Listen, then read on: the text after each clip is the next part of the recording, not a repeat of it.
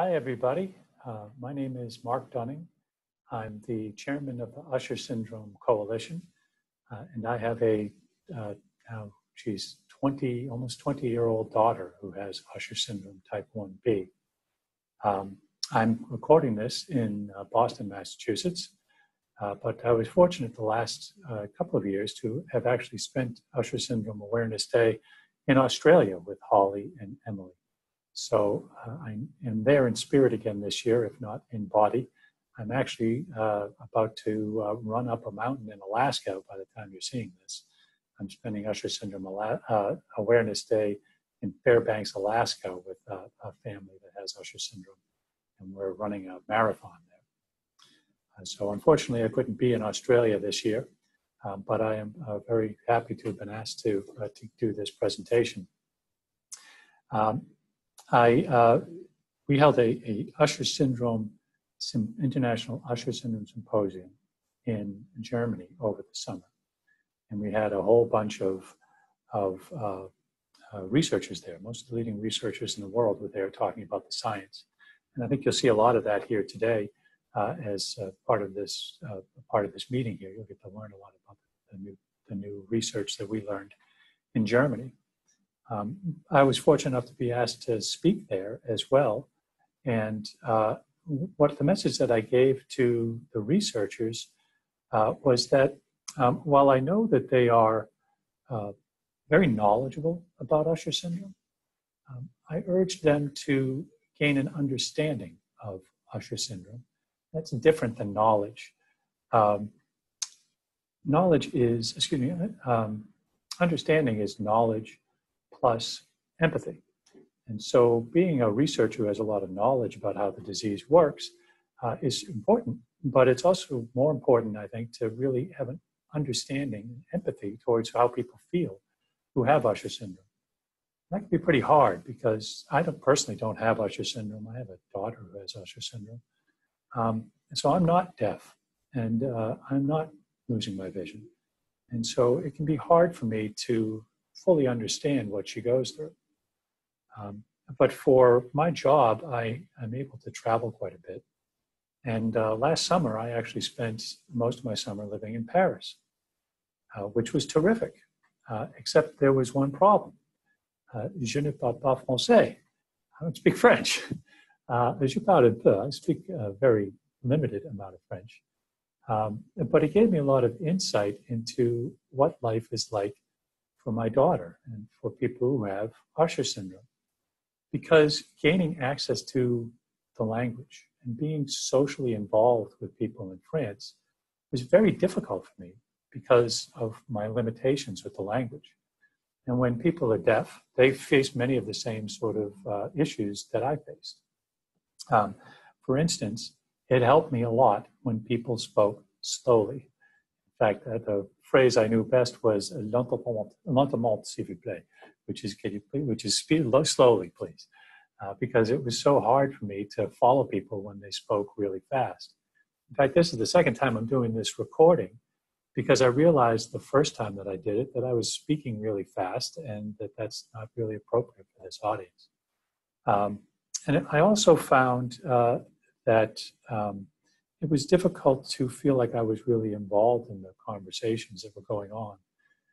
The office would all go to lunch together, which was really nice. And lunch was held in French, and they would talk in French. And I would just sort of sit there and listen and try desperately to grab onto the words that I could catch in the communication. And that's pretty typical of what happens to people with Usher syndrome in loud areas. Like the cafeteria at school. And this is what my daughter had to deal with in school all the time. People talking, crosstalk, background noise, those sort of things that made it hard to catch what was being said in the conversation. And I found that I was really tired all the time when I went home because I had to concentrate so hard on what was being said to make sure that I understood the conversation that was going on. If I understood the context of the conversation, then I was pretty good. I could follow it pretty well. But I had an almost impossible time jumping into the middle of a conversation because I was afraid that I didn't quite understand what was being said. Um, and this tended to sort of change my personality to the people there in Paris. I couldn't really be myself. I was afraid to joke because I wasn't sure if I had actually heard what had been said or if I understood the context appropriately. I wasn't sure if I would be joking about something that would be inappropriate, or if someone had already said something that I was planning on saying, and I was just going to be repeating what they said. And that's something I know my son, who's now 16 years old, jokes with my daughter quite a bit, that she repeats what he just said. So we'll be having a conversation and she'll say exactly the same thing that he just said.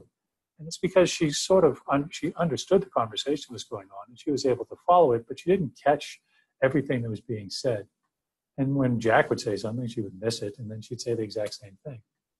And that's sort of embarrassing when that happens to you. And it makes you not want to be involved socially with these things. And I would find that I would get very anxious before we would go to lunch because I was worried that I was not going to know what the context of the conversation was going to be that day. I was worried that we would be going someplace where there would be a lot of background noise. And I would find myself going into to the cafeteria and looking around to see, is anybody else in here that's going to be making noise? Because it would be difficult for me to hear. And so this gave me a lot of understanding of what it was like to be my daughter in these social situations. I had a lot of knowledge about what she was dealing with. I've been the chairman of the Usher Syndrome Coalition for 10 years. And I understand the disease very well, but this was the first time that I really had to experience what she experienced. A similar sort of thing was I felt very pressured to see everything in Paris because even though I was fortunate enough to be there for 8 weeks, 8 weeks is not a lot of time to see everything in Paris. I didn't know if I was ever going to be able to see it again. And I know that's the same sort of thing that my daughter faces all the time with this sort of visual pressure, this need to be able to see things now while she still can.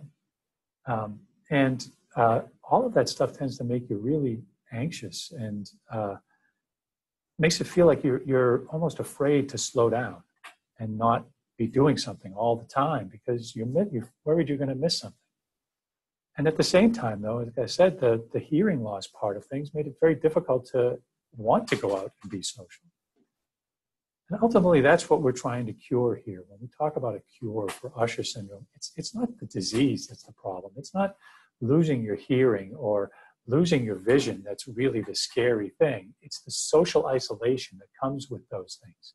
It's being unable to experience the same things that other people experience, to be yourself, to do the things that you want to do, and to experience a social connection with others. That's what scares us about Usher syndrome. It's the social isolation. It is a disease of social isolation.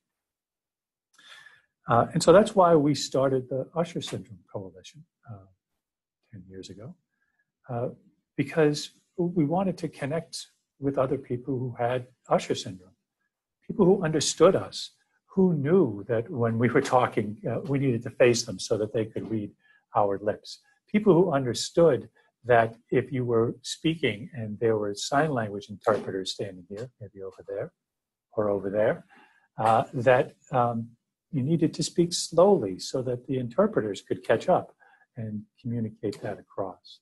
That you needed to speak one at a time so that everyone involved in the conversation could follow it, because it's hard to follow crosstalk and cross communication.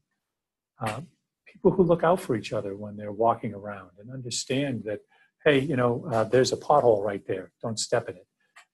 Things like that. My daughter, we have a staircase that goes down into the backyard, and we had put a plant at the edge of the staircase without thinking about it. It looked nice, but I realized that, geez, that would be very bad for Bella. It's at the top of the staircase and she doesn't see it. So when we were going outside, I said, hey, watch out for that potted plant right there. And then I moved it afterwards. But that's the sort of thing that we want. We want people to understand that about us, who make us feel like we can be ourselves in this environment.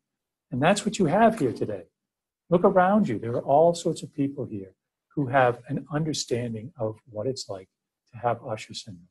This is your opportunity to be the majority, to have the entire community, this entire room, understand exactly who you are and what you deal with. And that's really what we want. That's the cure. You are the cure.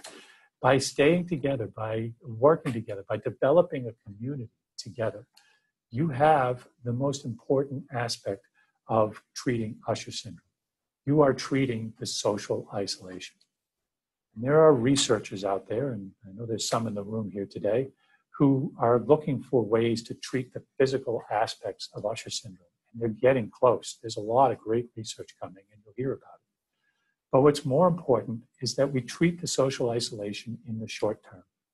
In the long term, there'll be treatments, and that's great. But for now, we have Usher syndrome. We have family members who have Usher syndrome. And we need this community, and we need each other. And so it's great that you're here today and that you're involved, but please stay involved. The Usher Syndrome Coalition has a registry. You can go to our website, which is usher-syndrome.org. You can connect to our registry. Please join our registry. We want to stay in touch with you. We want you to be part of the greater Usher Syndrome community, and we want people to be able to connect with each other because this is the cure right here, right now. So thank you again for giving me the opportunity to speak to you. And I hope you enjoy your day here today. I'm sorry I couldn't be with you, but hopefully I'll be down in Australia next year. And hopefully you'll stay involved with the community and I'll get to meet you in person next year. Thanks a lot.